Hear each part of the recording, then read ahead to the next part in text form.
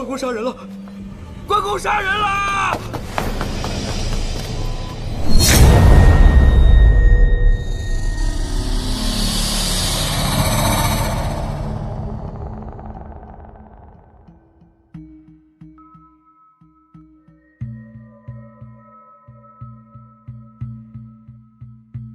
三胖，你怎么看？老大，死者浑身是血，一片狼藉，说明他跟凶手搏斗所致。依我看，这是入室行窃被发现，凶手狗急跳墙，杀人灭口。行窃？何以见得？请看，家具东倒西歪，说明和凶手搏斗时间很久。以死者的身量来看，凶手必定不是高大威猛之辈，半夜入室，身材瘦弱，不是强人，定是偷。有长进，但是不得其法。另有隐情？哪有什么隐情？少卿是给你留面子，你低头仔细看过了？看什么？当然是脚印了，还能有什么？除了邻居的脚印，还有谁的？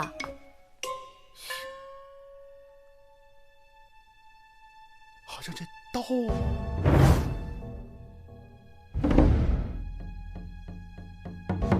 关公显灵所为。双燕，勘验一下尸身，查明死因。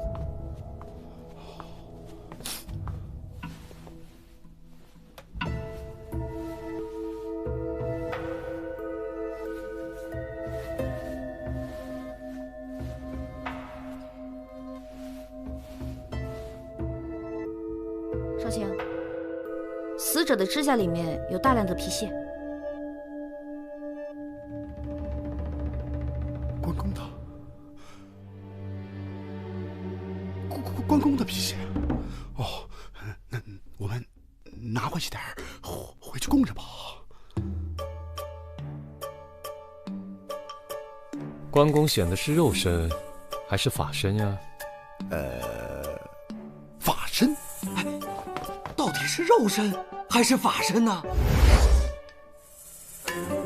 这问那么用，这不明摆着吗？肉身。妈，我说的是，凶手与他搏斗的时候被抓伤，那不就好办了吗？这些皮屑不一定是凶手的，就算是凶手的，也不全是。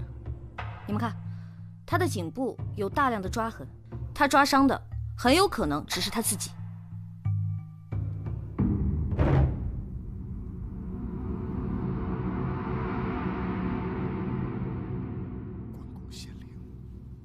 一魂夺魄呀，那这案子就破了。破了呀！真的？你想啊，他和凶手搏斗没有假人，只有你的。关公的刀伤了他。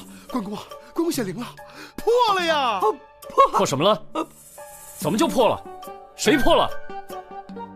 黄三炮，我要你有什么用？清场！大理寺办案，闲杂人等一律逐出。大人，他不能走啊！他是他的邻居，是他发现尸体的。我说你出去。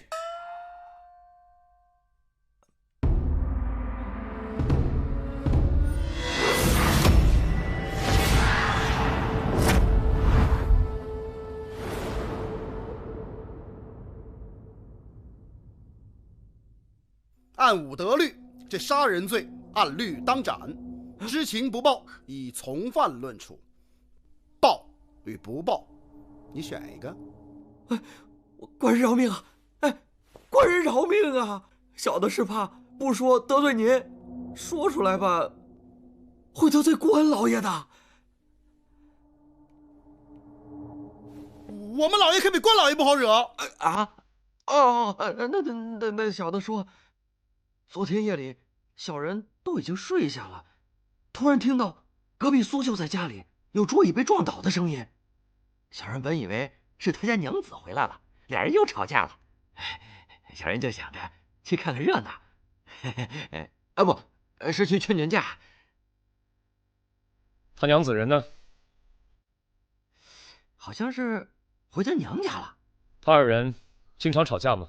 没错，经常吵架。从什么时候开始的？我记着，打他娘子过门就这样了。不过吵归吵，倒也不记仇。每次吵完以后，两个人又恩爱的不得了。嘿嘿。接着说，你出来的时候都看到了什么？苏秀在家里点着蜡烛，小人就隔着窗户看见苏秀才一个人的身影，在房间里边撞来撞去，撞来撞去，反正就是到处乱撞。这房间里也没有别的人呐。现在想起来，还是这位官人说的对，是被关老爷附体了。你看，你看，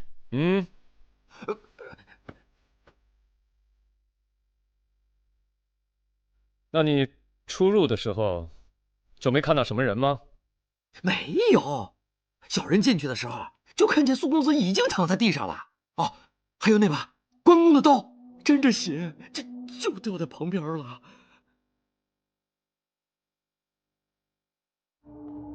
对，就是这把，对，就是这把刀。先下去吧。哎，谢谢官人，谢谢官人。老大，我调查过了，这个苏秀才啊，只是读过些书，弄些酸饯甲醋的事情，也没有考上个秀才。所以说这大伙儿开始只是挤兑他，管他叫秀才，叫着叫着呀，也就叫开了，啥也不是。他一个读书人，在家里供关公干什么？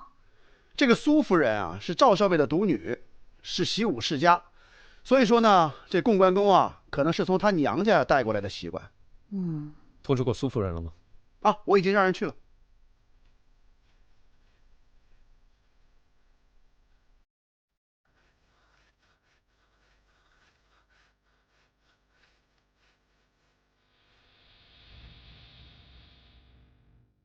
哎，你说说，这最近哪来那么多奇怪的案子啊？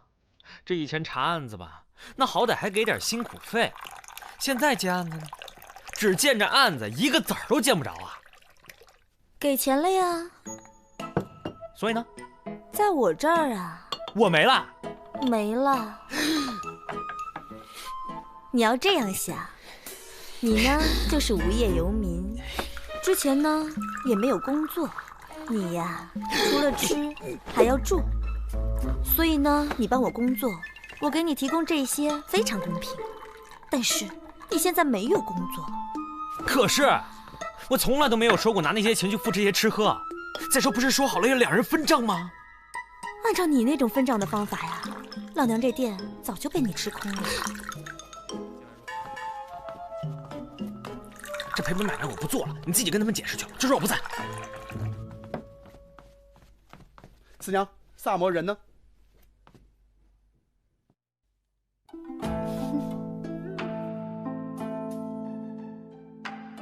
萨摩呢？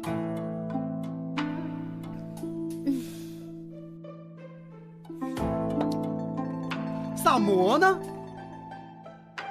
哦。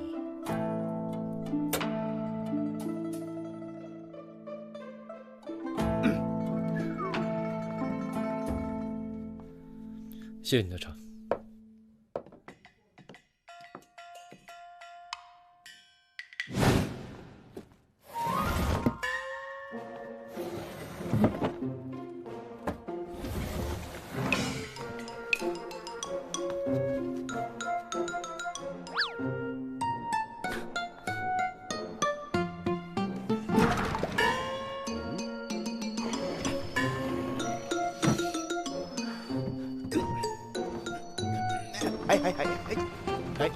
哎！我去！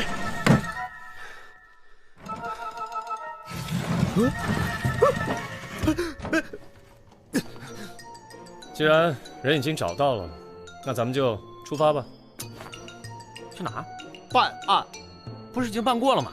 苏秋的妻子今天早上回来了，你不想去问问吗？哎呦，肚子突然好疼啊，去不了了。区小伤无妨，萨摩兄素来嫉恶如仇，急公好义，就是太过自谦了。没时间跟你自谦了。我每天跟你们这么办案的话，耽误我干活好吗？四娘已经收了钱了，她不会怪你的。为什么不能直接给我呢？给都给了，不好往回要的。哎，你这什么味儿啊？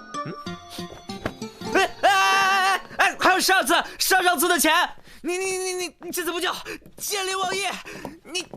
你把我给卖了你！喂！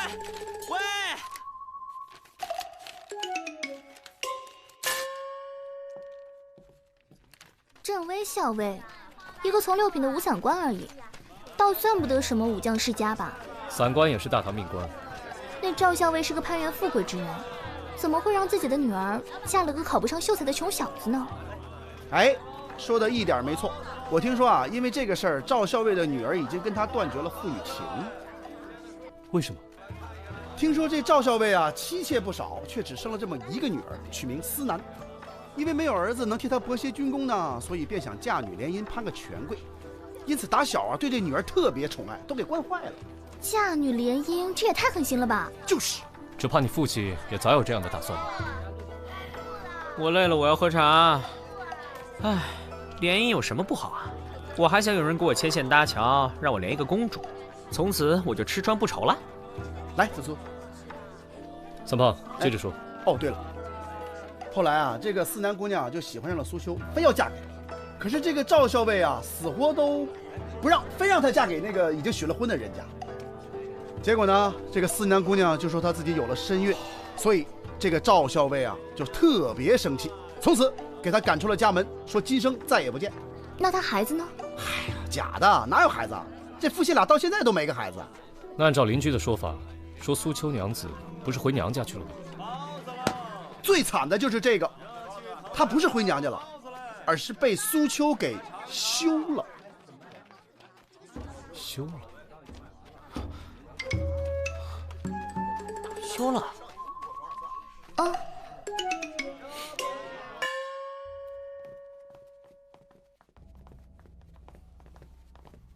哎，不是说回来了吗？人呢？苏夫人回来没进屋，直接去后院了。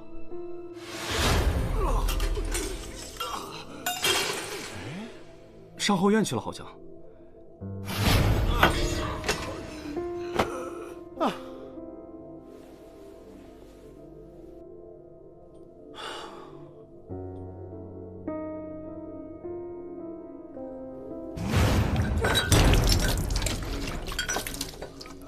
这个房间从昨天就一直这样吗？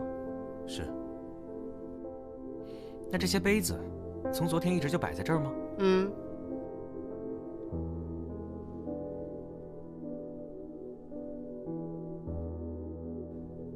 把这个杯子带回去，让少爷检查一下。是。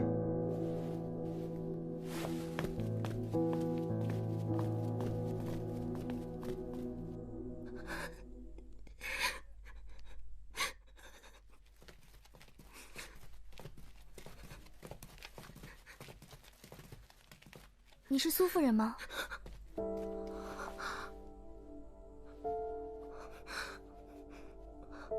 是，我是。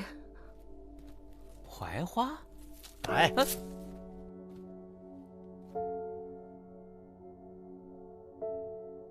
我们是大理寺的。你们能不能告诉我，我的相公究竟是遭了什么样的毒手？案发是在昨夜，当时你在哪？你们是在怀疑我？你对外称你是回娘家，可据我所知，你跟娘家早就断绝了关系。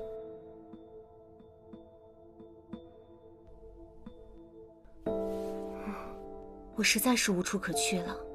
昨天夜里，我一直在大安坊一家叫齐信阁的客栈里。三胖，你去齐信阁核实一下。是。哎呦，那你们是为什么要闹到让他休了我？苏秋他和有夫之妇私定了终身。他为了讨那女人欢心，才狠下心来休了我。我不像他，我这一生只爱了他一个。这棵树有什么特别的吗？这株花木是我刚嫁给苏秋的时候和他一起种下的，那时候的小树苗都已经长这么大了。如今花木还在，可他的性命还有我们之间的感情再也回不来了。嘿，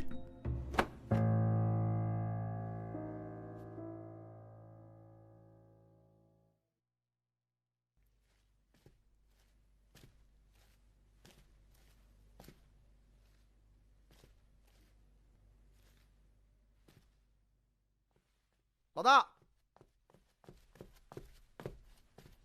我找齐信阁掌柜问过了，昨晚赵思南确实住在那儿。一直没出来吗？是，夜里一个人叫了一桌子菜，边哭边喝酒来着，怎么劝都劝不住，还招来一帮图谋不轨的小混混，还是老板妻子帮他出头。那女子的情况，你了解多少？她是个有风韵的女子。你跟她相识吗？是致远书斋的少奶奶。书斋？前段时间家里有些困难，苏秋就拿着她手里的几本古书去书斋卖。因为想卖个好价钱，她就时不常的去书斋，同掌柜的说话。几次下来，两人便相识了。那书斋的掌柜没有察觉吗？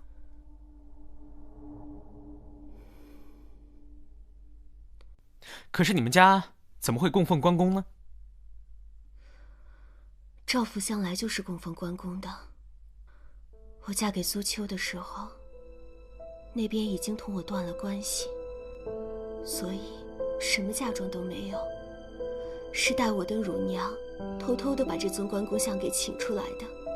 她说，这原本就是我爹娘给我备下的，既然同赵府断了关系，往后的日子要是难过，就全靠关老爷庇佑了。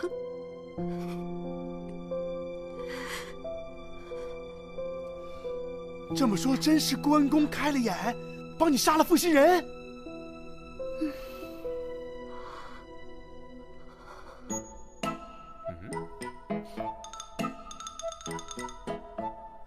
哎，别碰到他会显灵的。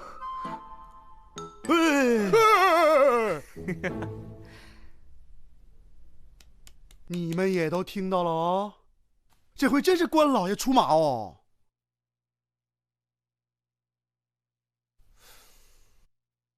这次的案子确实蹊跷得很，死因很明显，致命伤在喉部。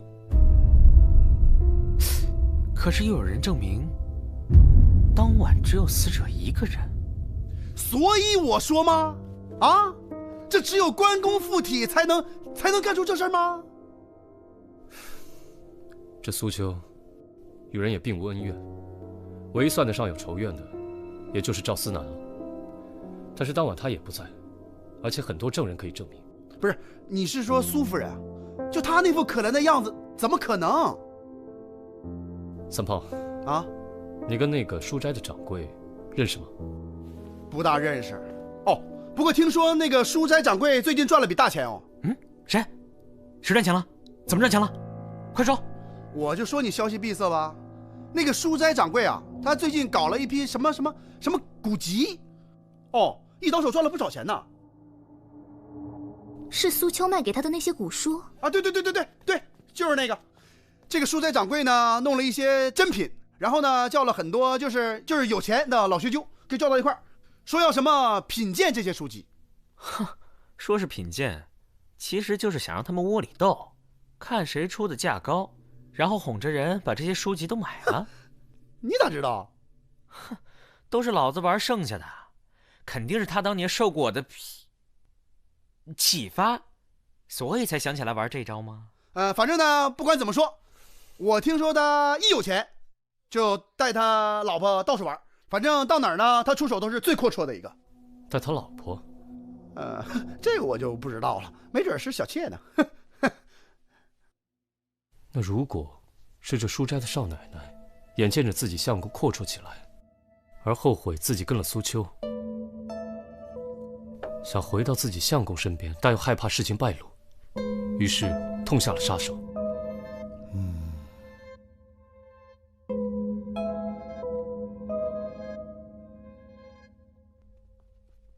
请。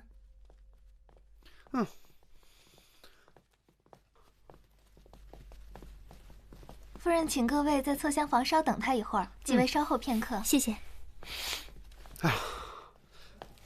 哎，你们说，嘿嘿，为什么搞得神神秘秘的？不在大厅等着，把我们拉到这儿来干嘛？哼，你傻呀！现在这个夫人什么情况？她的夫君呢，不知道她在外面跟人私通，而她的情人已经死了，连个下家都没有。这种情况下，当然是能瞒则瞒了。就你们还大张旗鼓的跑到人家府上来询问。案发当时你去了哪里？昨天白天的时候，他托人带信儿给我，说让我去趟他家。我还纳闷呢，怎么能这么正大光明的去他家呢？到了以后，他才告诉我，他已经休了妻，说要同我私奔。私奔？我真是又喜又怕，同他商量了好久，我们才计划好路线。回到家以后，慌慌张张的过了一夜。今天早上，等我夫君出了门，我就说是细软，谁知道他……你是说，昨晚你跟何掌柜在一起？昨天你去他们家的时候，有没有吃什么东西啊？或者有没有喝茶呢？没有，我没有吃东西，也没有喝茶，我从来都不喝茶的。啊切！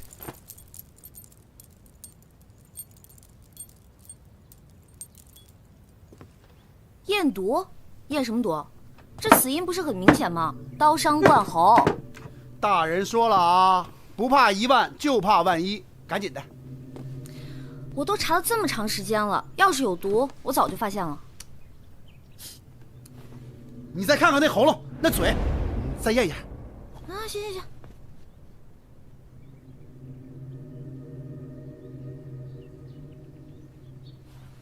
看到没有？没毒。不是啊？哦对，来，你再验验这个。我说你有完没完？什么叫有完没完呢？这老大说了啊，工作要认真。你哪那么多废话？快！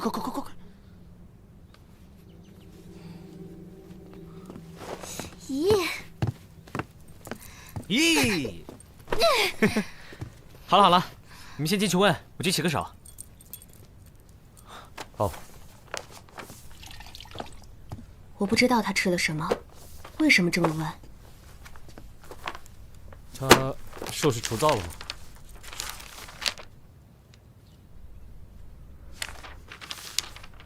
我没留意，可能是在外头吃的。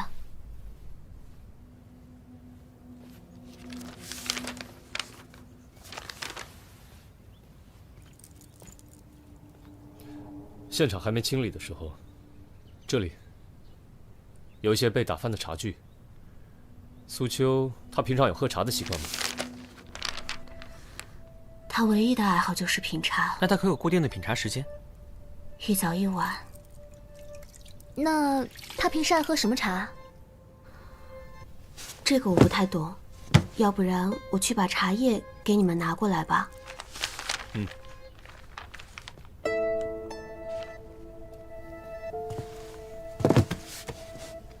这个，这是什么人送的？你怎么知道是别人送的？茶叶都包成了小包，每一包是1壶的量，只有茶庄里最名贵的茶才会这么包装。可这样也是为了防潮啊！防什么潮啊？费点料包的漂亮一点，是为了卖一个好价钱，还防潮？用这种小包，若是其中的一包下毒，别人就查不出来了。可苏家现在如此不景气，苏秋如何负担这茶叶的花销呢？是茶庄掌柜送的，他是苏秋的发小。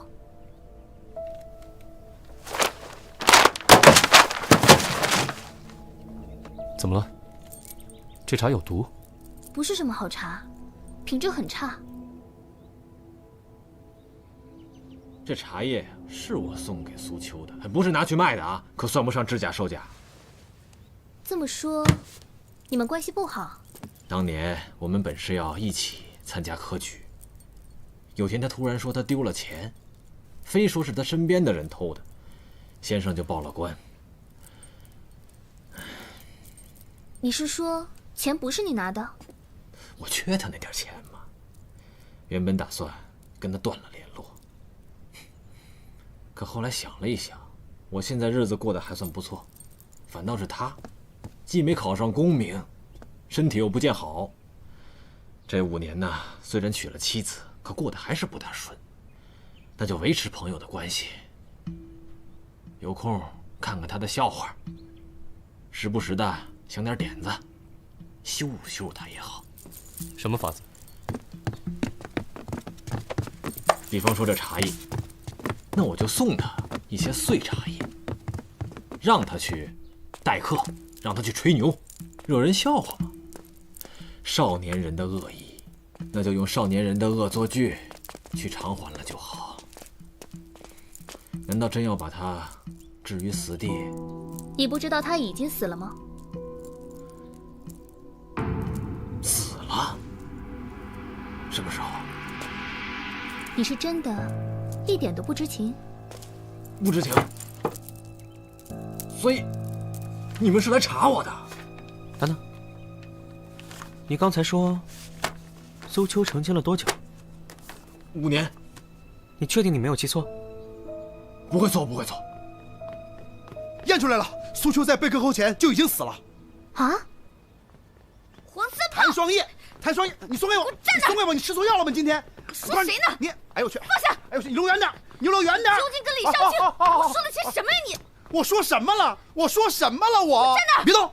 我说什么了？哎，那苏秋一命呜呼的话，还怎么割喉啊？哦，哼，这个，哎，你放下！你们俩到底说什么呢？啊，不是老大，你少说2句，闭嘴，放下！你放我就放。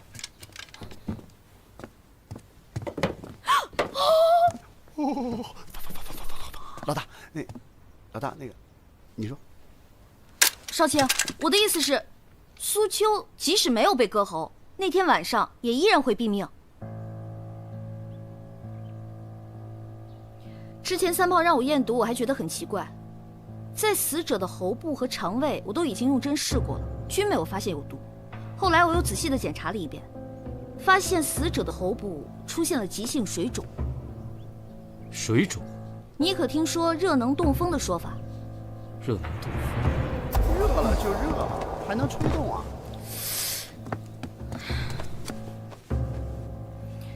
我推测苏秋是个热性体质，若不慎碰到了什么不该碰的东西，便会邪热侵袭。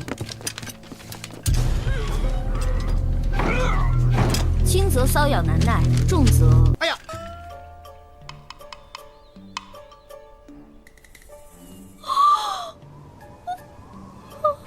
老大，你是教值办案的吧？那什么，那个三炮！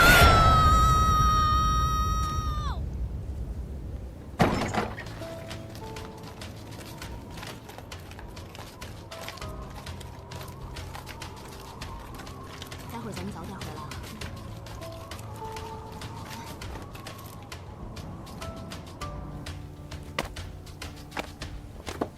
这谁啊？这位是李少卿，这个是我的邻居，就是她丈夫发现苏秋的。啊，对对对，还要叫他过来问话吗？不用了，案子已经破了。真的吗？啊，到底是谁对苏秋下了这么重的手啊？你？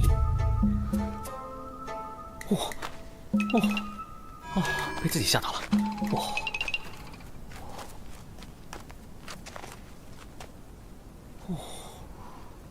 你们一定是弄错了。那天夜里，我一直都待在七星阁里，根本就不需要你在场，因为这就是一场定时杀人案。定时杀人？我想请问一下，你跟苏秋成亲多久了？5年。嗯。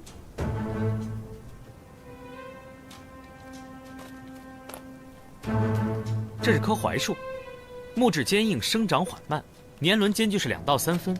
如果真的依你所说是5年前你嫁到这里来以后种下的话，那么这棵树的树宽应该是2到3寸，而如今它的树宽达半尺以上，说明这棵树的树龄10年以上。这棵树对你来说是没有任何意义的，那你为什么说谎呢？你回来的时候不是先进房门，而是先给这棵树浇水。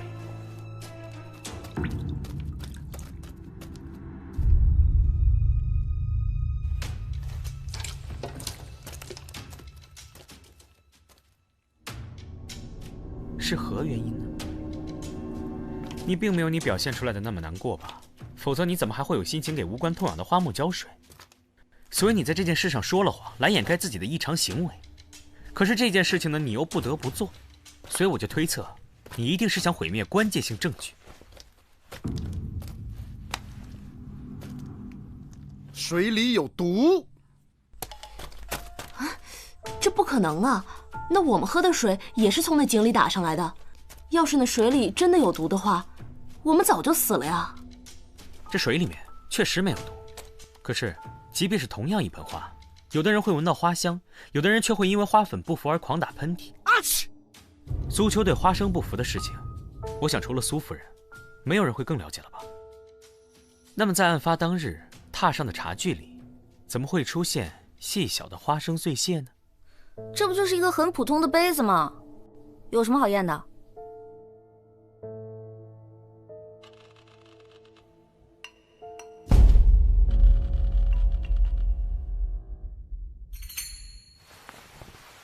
妙就妙在，这花生并非是砒霜之流，买起来方便，又不会被人怀疑。可是，就算苏秋是被花生毒死的，这也说不通啊。昨天白天，我亲眼看见苏秋自己从井里打了一桶水上来，总不能是他自己把自己毒死的吧？再说那会儿思南已经走了呀。你有没有注意到，苏家有2个桶？苏秋家中并不富裕，可他却是个好面之人，他连茶叶的优劣都品不出，却习到了不少穷讲究的毛病。你们可听过一个说法，品茶之人必先养水。养水？这不生孩子哪来养水？将井中的碎石放于水桶当中，静置一些时辰，会吸附土气，使水变得更加清澈。这就是养水。所以苏秋会备2个水桶，以方便使用。你只需要在临走的时候，在其中1个水桶里动手脚，就可以借苏秋之手完成杀人。哎，你慢点，我跟不上了。所以白天邻居看到苏秋用来打水的水桶，其实就是被你抹了花生汁液的那一个。但是呢，他没有立刻使用，因为你要留给自己充足离开家里的时间。所以你知道，在你离开家之后，苏秋一定会先饮用那桶已经静置过的水，然后这桶水还没有喝完，他会再打上一桶水用来静置。而这桶水正是你延迟杀害苏秋的凶器。我知道了，也就是说，他白天用你打的那桶水，到了晚上那桶水用完了，他就开始用自己打的那桶水了。学着点儿。所以你能准确推断出，他喝到这桶水的时间，正是他睡前品茶的这个时候。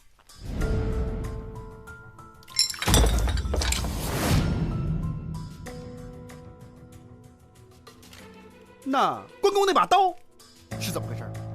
这就是他另一个高明之处，他知道很快就会怀疑到他身上，所以为了混淆视听，他就制造了关公杀人的假象，而且为了洗清嫌疑，还做出这副惹人心疼的样子。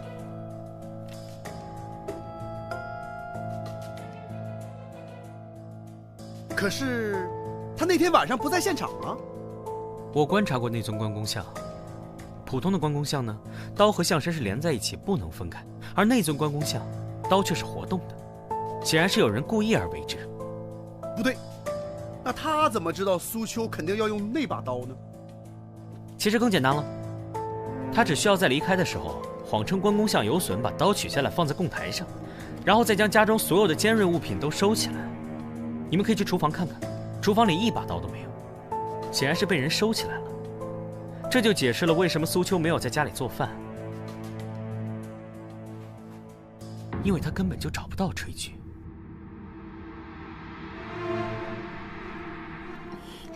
哎，你倒是说话呀！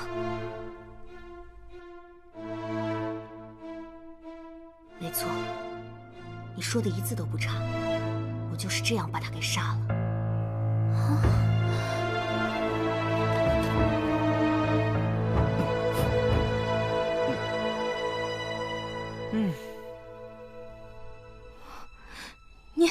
你这么做图什么呀？啊？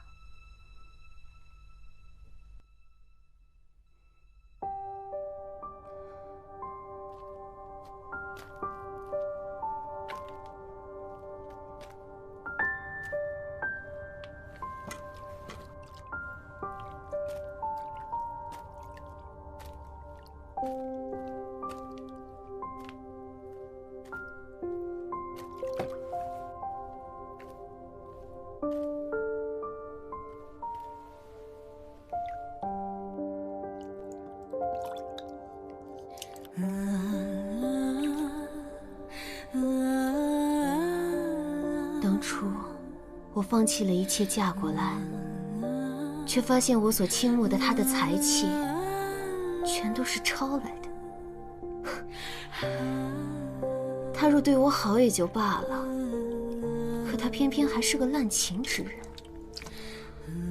他背着我，不知道找了多少女人。我从小被宠坏了，哪里受得了这个？来一个，我便插一个，一直这样吵吵闹闹的，我也就忍了。可这次，他竟然说要休了我！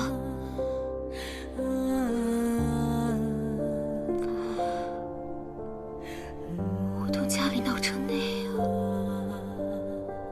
他休了我，让我上哪儿去呢？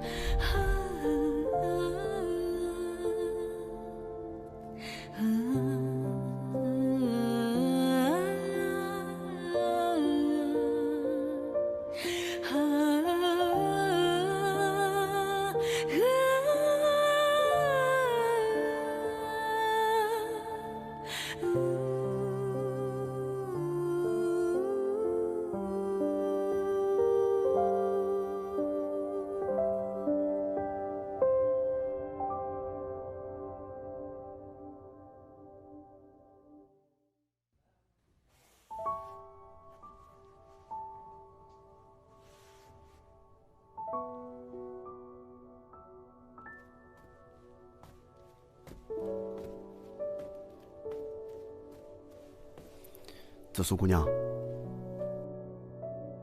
怎么了？这一晚上都没说几句话，谁欺负你了？没事儿，我就是有点累。我想，你爹不会让你嫁给那种人的。我要嫁的只可能是那几个贵胄子弟，个个飞扬跋扈、奢骄淫逸，能有几个好的？有好的吧？少！我这要是嫁错了人，被欺负，我总不能谋杀亲夫吧？如果真遇到这种事儿啊，我帮你杀，欺负你的一个不剩，来一个我杀一个，来一个我杀一个，我杀，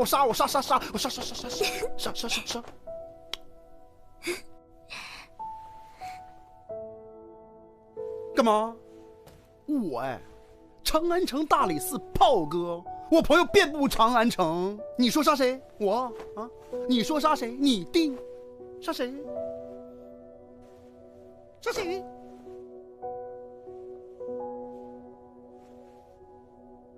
杀谁？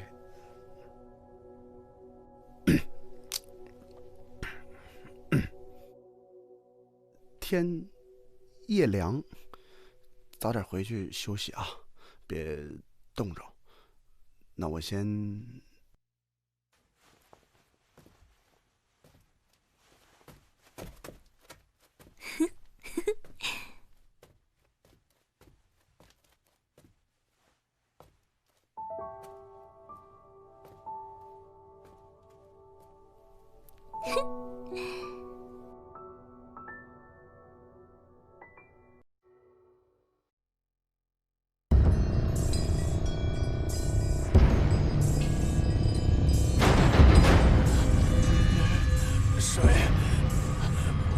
水，好渴，拿水来。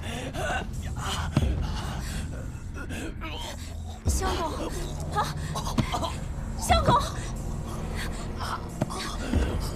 你怎么了，相公？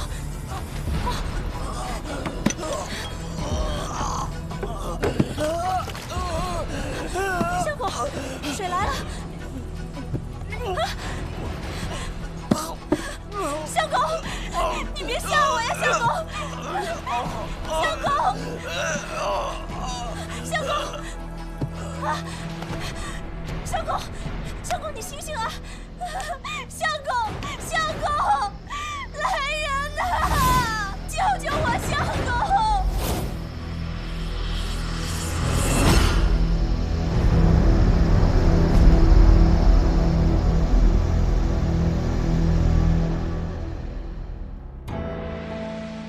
退朝！吾皇万岁！万岁！万万岁！现在是政事混乱时期，陛下发脾气也是自然，更何况是皇家金库失窃这样的事情呢？皇家金库失窃案迟迟未能告破，为何不让大理寺接手呢？大理寺另有任用，皇上让大理寺去管东水村的瘟疫，听说那村里的瘟疫闹得厉害，接二连三的死了不少人。看来这大理寺的日子要不好过了。不光是大理寺，这危机若处理不好，这朝廷就成百姓的笑柄了。时局纷乱，各自珍重吧。陈生爷，陈生爷，你说瘟疫这玩意儿管用吗？你猜？老大，这回瘟疫太吓人了，听说当天得当天死，棺材都来不及买呀。我在书上可见过比这更可怕的瘟疫。就你书看得多。哼，切，这可不是开玩笑啊！如果是呼吸道瘟疫，随时有可能扩散到长安城。那怎么办？去死！可是好好一个村落，怎么会爆发瘟疫呢？这总得有个源头和起因吧？据我了解，这东水村一直山清水秀的，别说瘟疫了，人迹都罕至。哎，听说啊，那些尸体特别的有造型感，面部抽搐，四肢扭曲，光想想就觉得特别带劲儿。双眼这也太恶心了吧！就是，你懂啥呀？切！如果是瘟疫，我们得抓紧找到源头。长安近郊天子脚下，万一扩散就完了。我们明日一起去一趟，你能行吗？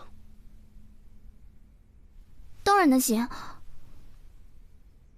这样耽误下去会出更多人命的。紫苏妹妹，你可别被吓哭了。我哪次哭了？我就只不过就是对那个东西。哪个呀？就那个呀。哪个呀？反正就是那个东西。你怎么说话呢你啊？怎么了？你以为谁都像你啊？女子汉子，分不清也。慌，怂胖。我哪怂了？我哪件事怂了？你就怂了。我哪件事怂了？怂。我哪件事怂了？够了。老大，我上天入地无所不能，乃居家旅行之必备神器，带着我。这疫病可不是儿戏，还是谨慎些为好。双叶，避瘟病伞可都备好了？当然。对了，我觉得还需要一个人。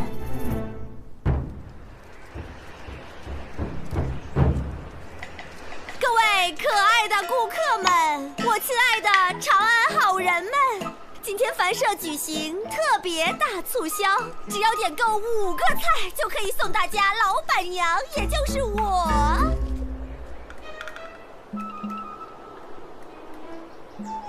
为大家唱西域舞一段。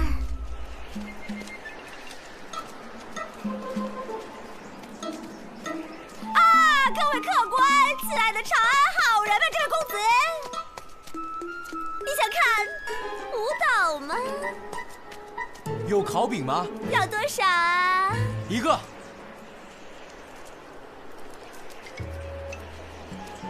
公子啊，我看你长得像个饼。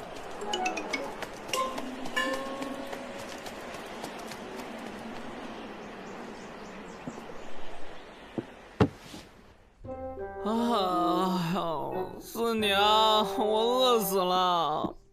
已经1个时辰都没吃东西了。你没吃东西，老娘还没生意做呢。这都多久没开张了？可是我劳动啊，我用我现在的肉体来换吃喝，怎么了？我不也一天没吃吗？一天没吃饿不死。可是我比你年轻啊。怎么了？但是你看着老啊！萨摩，萨摩，可怕死你了！萨摩，有案子，东水村的事你知道吗？已经连续死亡4个人了，快跟我走！我听过，就是这个村子的瘟疫害得我没生意做。对，就是这个，赶紧走！不行，瘟疫期间，萨摩的费用另算。行，你说的。好。多少？40万。 20万。30。哦，好啦，李少卿，我现在算。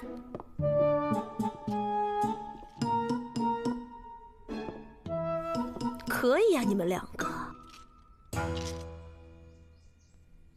气死我了！我要爆发了，想砍人，老天派个杂碎给我砍一下呀！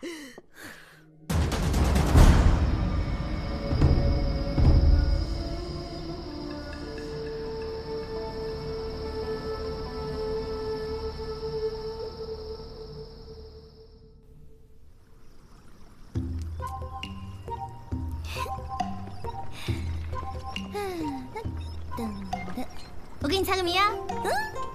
不猜，我给你猜一个吧。蹦蹦蹦！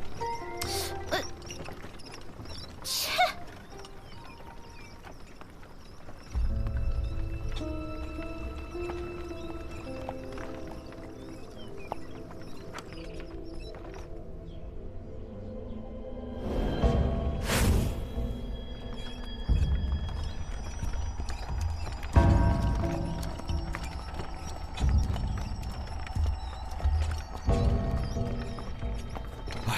各位官人辛苦了，辛苦了，辛苦了，辛苦了！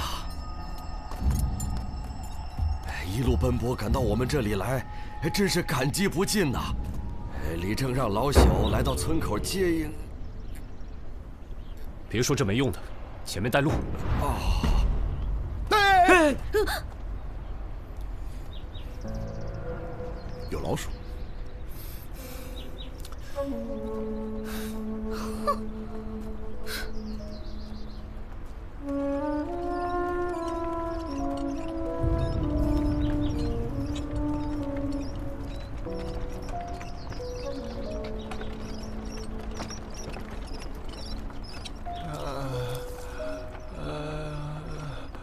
尝一口吧。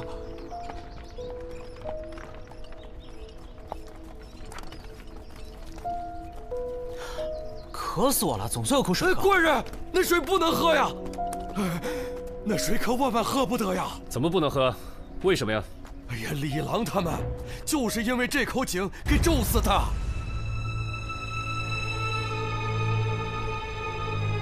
老人家，你别着急，到底怎么回事啊？前些日子，我们把这口井修缮了一番。哎呀，那几个负责的，包括李郎，全都死了啊！我们觉得呀，可能是因为动了这口井，惹恼了井中的龙王啊！各位大官人，大官人，各位大官人，久等了，久等了。我是东水村李正，你们也看到了，最近村子里死了好多人，出了这么多事儿，我实在是公务繁忙，还请各位见谅啊！各位赶了这么久的路，一定饿了吧？我准备了些酒水餐食，请各位移步。不用了。双叶，你跟紫苏先去死者家里查看。好。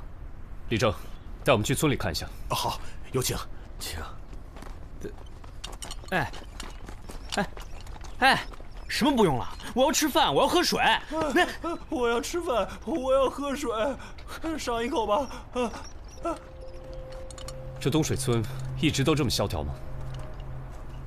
原来并不如此，真的是土地平旷，屋舍俨然，有良田美池桑竹之属，家家户户其乐融融。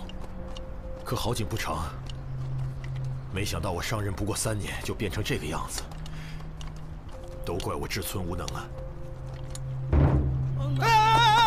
所谓大宽公命运，大慈悲公命运，大智慧公命运，大般若公命运，大和美公命运，大吉祥公命运，大福德公命运，大功德公命运。这位啊是男主嫂，村里人都叫她神婆。有说种种微妙之音，所谓禅般若命运，是波罗蜜运，禅地波罗蜜运，地波罗蜜运，禅波罗蜜运。他母亲生下他后就暴毙而亡，当月全村开始大旱，父亲离家出走，不知所踪。村里人都把他当作不祥之人，尽量躲着他。官人，这边走吧。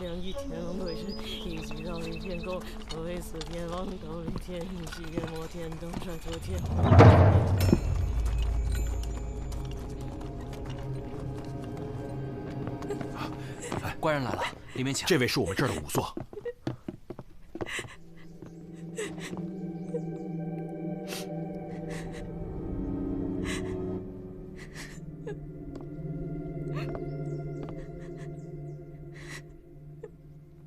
内。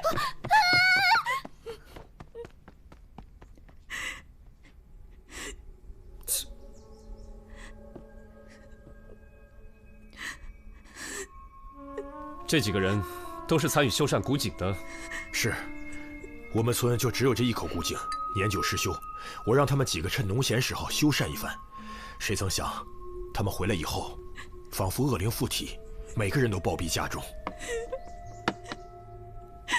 双叶，你有什么发现？没有外伤，内脏基本完好，死因不明。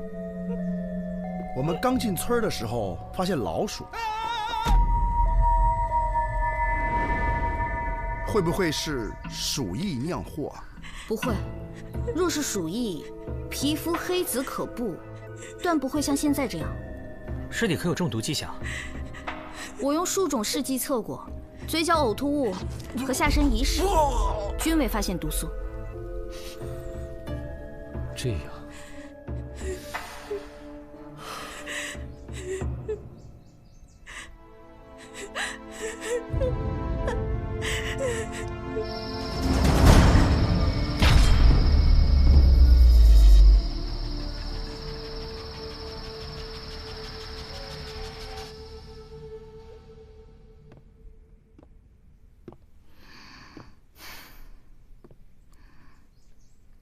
子苏，捂上点儿，瘟疫，都捂上点儿。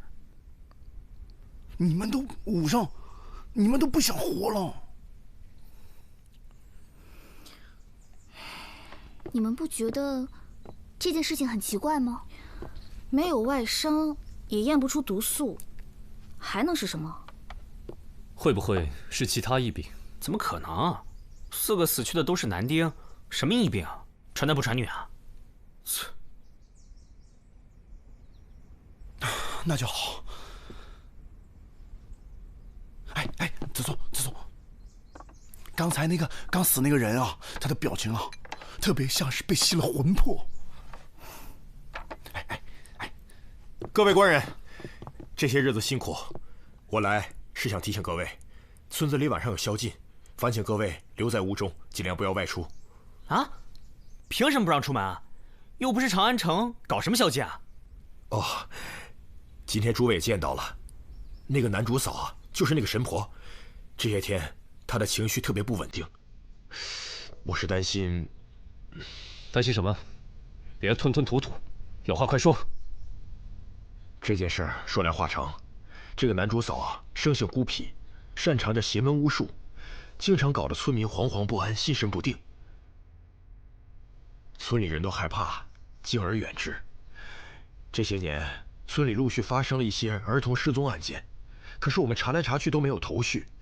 我们怀疑，失踪的儿童可能与这个男主嫂他的巫术有关。他可能为了祭天，把这些儿童作为了祭品。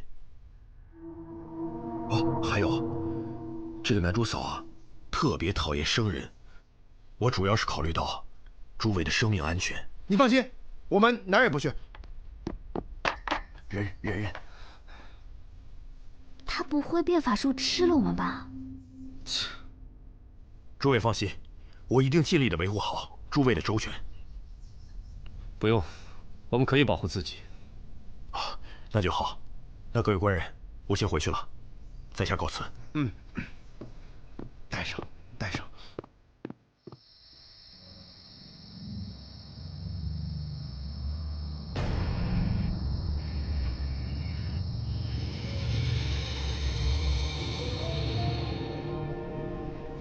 哎，别跑！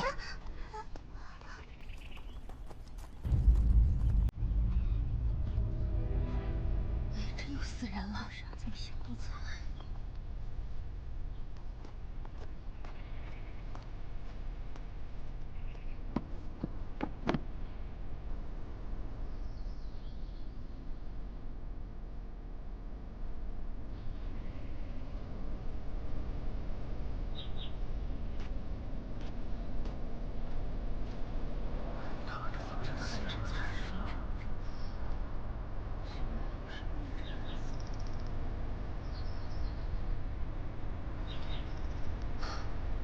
这2具尸体和李郎等4人一样，没有外伤，也没有查出毒素。谁说传男不传女来着？这一看就是疫病。可惜了，这赵郎过世的早，他一个人养这个孩子可是不容易啊。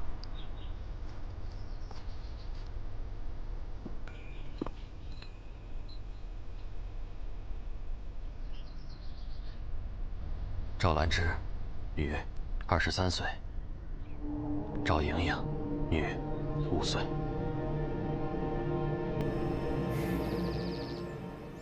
啊！我要吃饭，我要喝水。啊？拿着。哎，焦哥，跟你打听个事儿呗。这口老井，还有你们村儿……官人，那边出事了，别管他，您快来，跟我过去看看吧。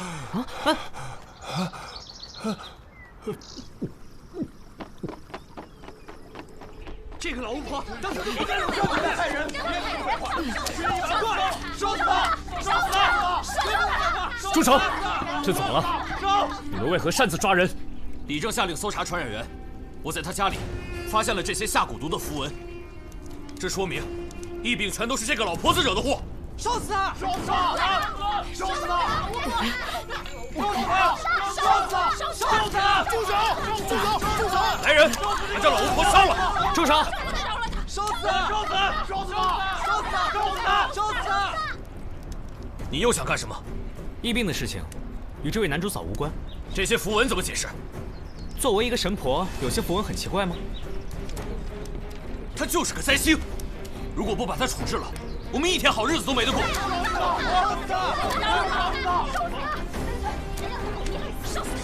你们这群人呐，真是可笑。男主嫂嘴里一直念的，我听清了，是地藏菩萨本愿经。小哥，让一下。男主嫂，他不是在下咒，而是在给大家祈福。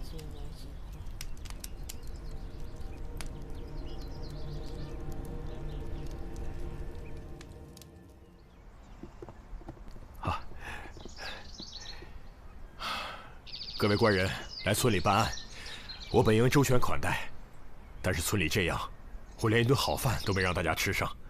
你也不必客气，我们来也是公事公办。诸位，我先干为敬。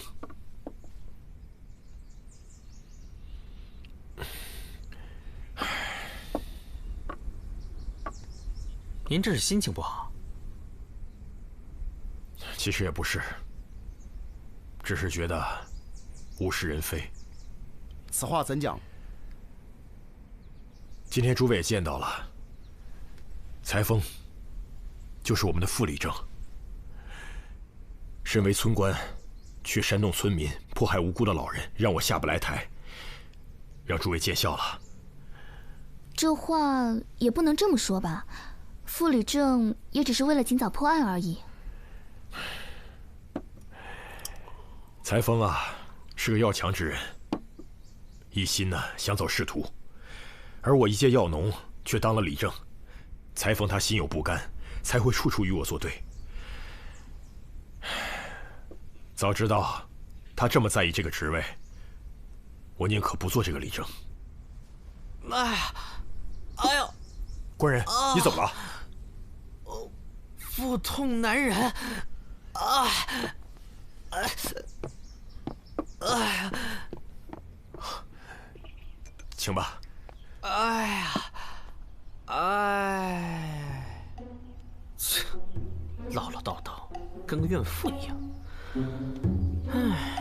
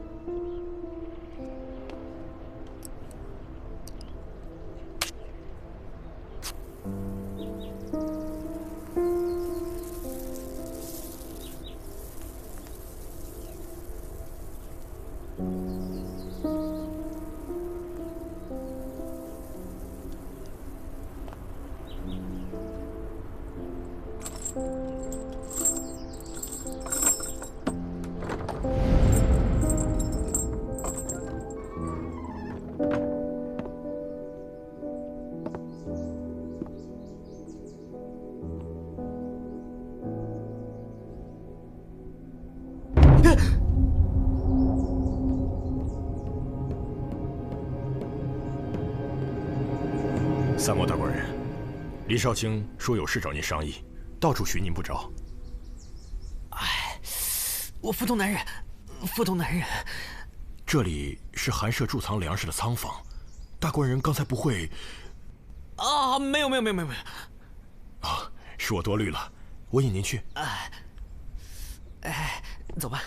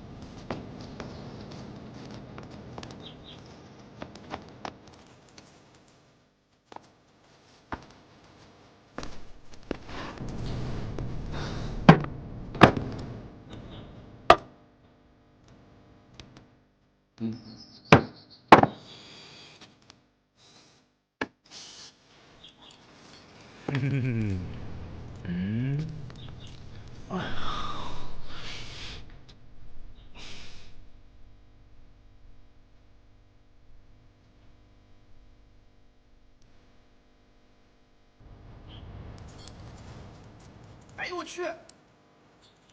喂，怎么了？这里面还有鱼呢！有鱼？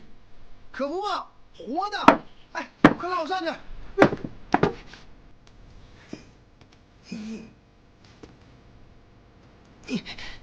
专业，专业，来，专业。啊，对了，老大，里面什么都没有。专业，快验鱼。验什么鱼啊？这鱼是活的，你傻呀？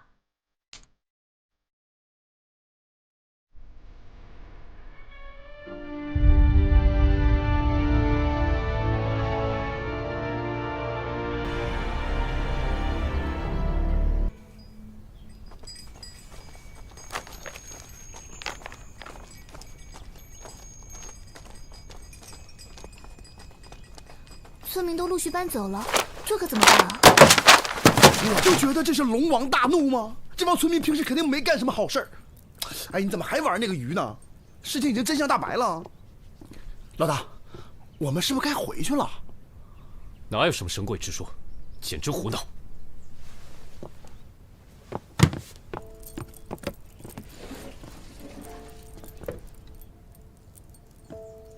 哎，我告诉你们一件事情，怎么了？这个傅礼正对这个李七感情有点不一般。啊？哦，他俩能扯一块去？你发现什么了？昨天晚上他俩见面，从肢体语言上判断，他俩之前关系匪浅。傅礼正对李七应该余情未了。如果真的是这样，他杀害李郎的确是有可能。那其他村民是怎么死的呢？难道也是他？当年他费尽心思也没当上李正，心中肯定记恨那些村民。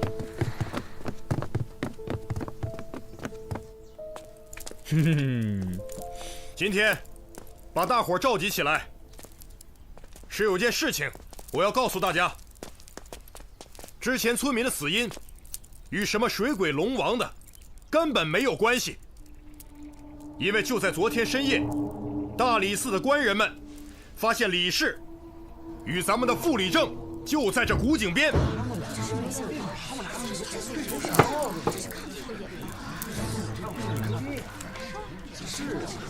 我万万没想到你居然干出这种事情。当年你和李郎都喜欢上李氏，我们都知道，可她毕竟已经嫁人了，你就应该放下。同年选举李正，乡亲们不认可你，让你落选。没想到你怀恨在心，想先杀死李郎，再往井里下毒，想害死全村百姓。你好毒啊！来人，把傅礼正给我抓了！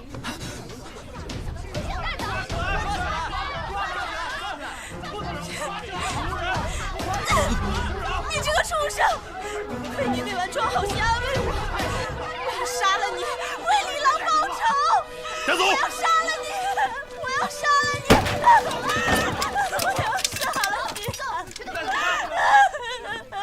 我就没见过这么不要脸的人。可不是。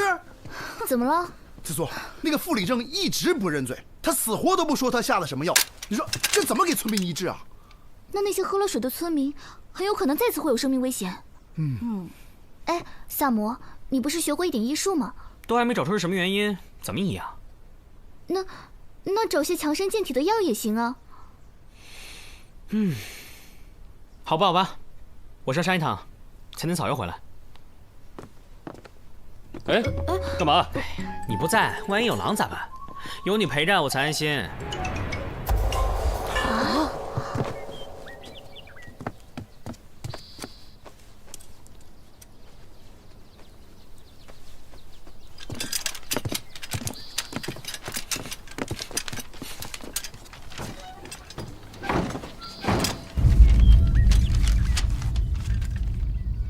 怎么了？发现草药了？那个李正以前是个药农。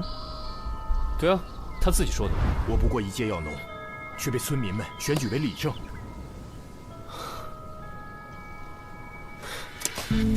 哎，你不采药了？不用了。那你倒是自己把东西背回去啊！萨摩，你采完药了？怎么一个人啊？李治呢？没时间多说了。子苏，你是不是了解长安的地貌啊？你画一张东水村所在位置的地图给我。画地图干嘛？别废话了，快啊！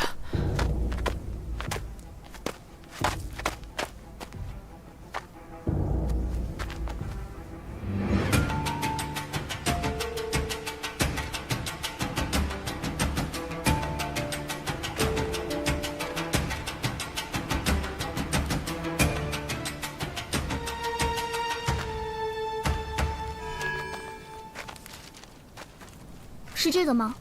我也只能画个大概，可能有的地方也不太清楚。明白了。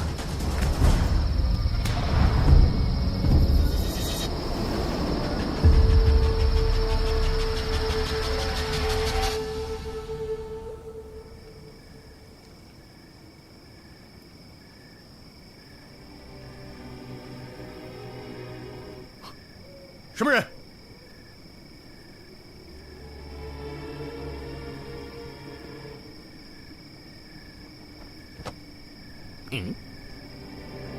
是萨摩大官人。这么晚了，您在这儿干什么？那这么晚了，你又在这干什么？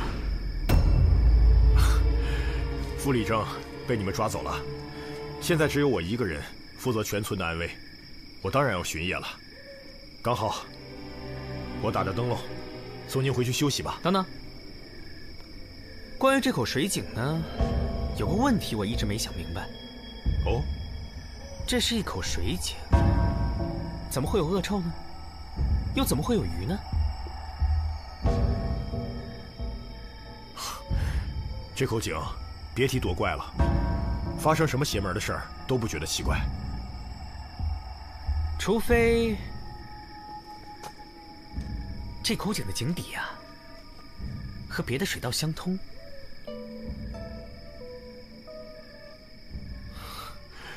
三毛大官人，这天色真的很晚了，我看您就别在这胡思乱想了，还是让我送您回屋休息吧。哎，这东水村真是块宝地啊！临近是皇家金库，宫中派了重兵，层层把守金库。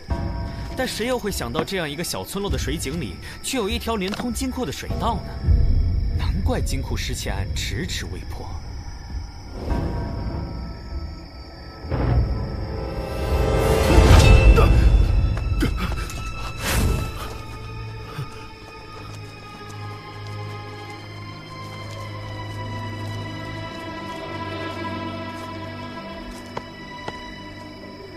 如果我没猜错的话，最初死的4人，正是帮助你挖通地道的吧？什么？你说李郎他？没错。你手腕上那个金镯，无论花纹和成色，都刻着皇家专用的纹样。唯一合理解释，自然是李郎在金库中偷来的。凭你一人之力想挖通这地道，实在是太过艰难。但如果你假借修缮水井之名，安排其他4人在农闲时开工，这样一来，即使运送土石出来，也不会被人发现。只不过事成之后，你却为了私吞财宝，残忍地将4人毒害。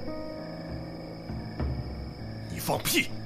这位仵作刚验过尸，他们并非中毒而死。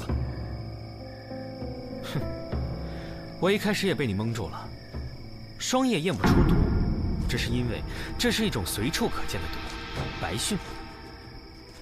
白蕈能使人气管收缩窒息而死，由于是菌类，使用后被胃液融合消化，血中的毒消失，所以不易被人发现。这种白蕈长在深山里。试问平时谁会去那种地方？只有你会去，因为你是个药农。你杀了李郎4人后，我们就来到村子里。你本以为在溪边扔几条死鱼，再嫁祸给男主嫂就万事大吉了，可你怎会想到会遇上聪慧过人的萨摩多罗呢？畜生！畜生！你为了陷害男主嫂，偷偷潜入他家里放巫蛊符文。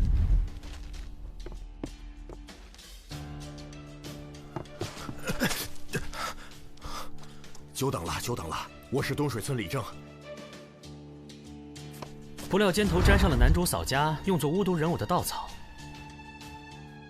你为了转移我们的调查方向，又将莹莹母女毒死，也太狠了吧！你作为一个李正，以保护村民为由，在村子里巡夜，便有了杀害母女最佳的作案时间。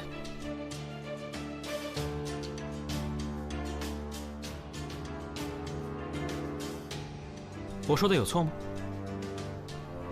哦，对了，我还去查看了你家的仓房。仓房原本应该用来存储粮食的，可为何粮食却被你随意堆在仓房门口？显然这里曾经存放的东西比粮食贵重得多，那就是你在金库中偷到的金银，再加上仓房地板上有新近搬运重物的划痕，应该是你听说大理寺要来人，所以马上匆忙转移了财宝。可怜那个乞儿，恰巧看到你转移财宝，也被你用毒鱼所杀。你为了让人远离水井，故意把井水弄得恶臭，所以财宝应该藏在井中吧？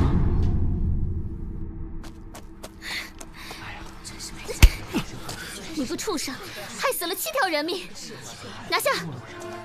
居然都是李正干的！他真是禽兽不如，天理不容啊！这是个救狗不如的东西。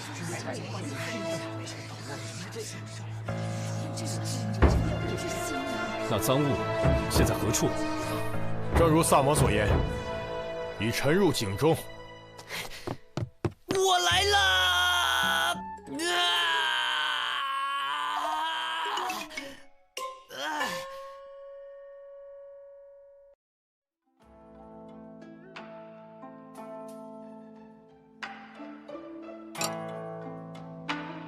来人，酒呢？都多长时间了？把人当空气啊？人呢？来啦，来啦！恭喜李少卿，贺喜李少卿！恭喜啥？成功破获皇家金库失窃案，追回赃物，皇上龙颜大悦。捎你些什么好东西没？当然没，这本就是大理寺分内之事。我怎么听说皇上当朝就赏赐了？有我们家萨摩一份吗？一个小玩意儿，他留着没用。哎，你别给我来这套啊！案子是你们一起破的，赏金见者有份。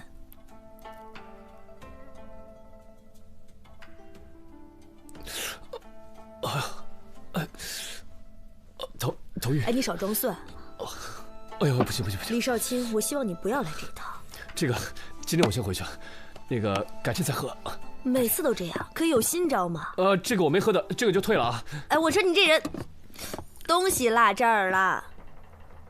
那就是御赐的，归你了。